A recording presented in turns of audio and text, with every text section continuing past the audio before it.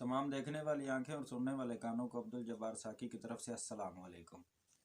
आज लाहौर में अवाम निकल आई, हर तरफ अवाम ही अवाम थी, सर ही सर थे, जिधर नज़र जाती थी अवाम ही अवाम थी, अवाम का समुंदर उमड़ आया। आज अवाम लाहौर में इतनी थी कि पुलिस से भी बेकाबू होगी। पुलिस को देखते ही अवाम भागने की बजाय इमरान खान जिंदाबाद के नारे लगाने शुरू कर दिए। उनको लीड कर रहा था, आज रैली थी लाहौर में जनाब अली एजाज भुट्टर साहब की। वो देखते ही देखते रैली जो थी वो जलसे का मंजर पेश करने लगी और हर तरफ सारी सर नज़र आने लगे। इतने में पुलिस आ गई और हालात ख़राब करने की कोशिश की गई, लेकिन अवाम ने भागने की बजाय इमरान खान जिंदाबाद के नारे लगाने शुरू कर दिए। मुलाहिजा फरमाए वो वीडियो जिसमें अवाम का समुंदर आपकी नज़रों से गुजरेगा।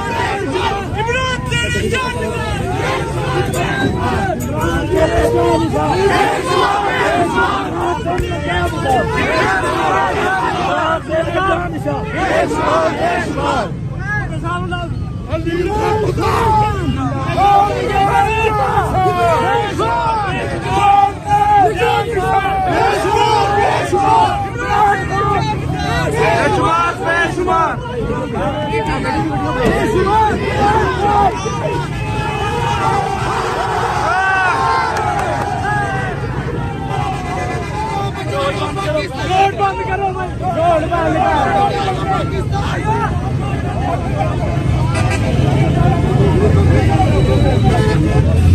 के लिए और देखने के लिए हमारा YouTube चैनल सब्सक्राइब करें। अगली वीडियो तक हमें इजाज़त दें। अल्लाह हाफिज़।